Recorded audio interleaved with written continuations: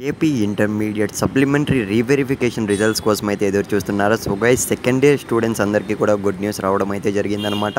So చాలా రోజుల నుంచి రిజల్ట్స్ ఎప్పుడెప్పుడు అని అయితే ఎదురు చూస్తున్నారు. సో అటు చూసుకున్నట్లయితే ఆల్రెడీ మనకు సెకండ్ ఇయర్ స్టూడెంట్స్కి అయితే ఈ నెల 19th అయితే రిజల్ట్స్ రావడం జరిగింది. సో ఒక్కసారి స్క్రీన్ మీద అయితే గమనించండి. సో 28th నుంచి 24th వరకు అయితే ఎవరైతే ఫెయిల్ అయ్యారో ప్రతి ఒక్కరైతే రీవెరిఫికేషన్ కూడా అప్లై చేసుకోవడం అయితే జరిగింది. సో ఎంసెట్ అయితే దగ్గరకు వచ్చేస్తుంది అన్న, మాకు రిజల్ట్స్ ఎప్పుడు వస్తాయి రీవెరిఫికేషన్కి సంబంధించి అయితే అడుగుతున్నారు. సో ఫైనల్గా ఇవాళ అయితే గుడ్ న్యూస్ రావడం అయితే జరిగిందనమాట. సో రిజల్ట్స్ అనేవి ఇవాళ అయితే రిలీజ్ చేయబోతున్నారు గైస్. సో ఇప్పుడే ఈ అప్డేట్ అయితే వచ్చిందనమాట. ఎందుకంటే మనకు ఆల్రెడీ ఎంసెట్కి సంబంధించి కూడా counselling and web options update కూడా రావడం అయితే జరిగింది.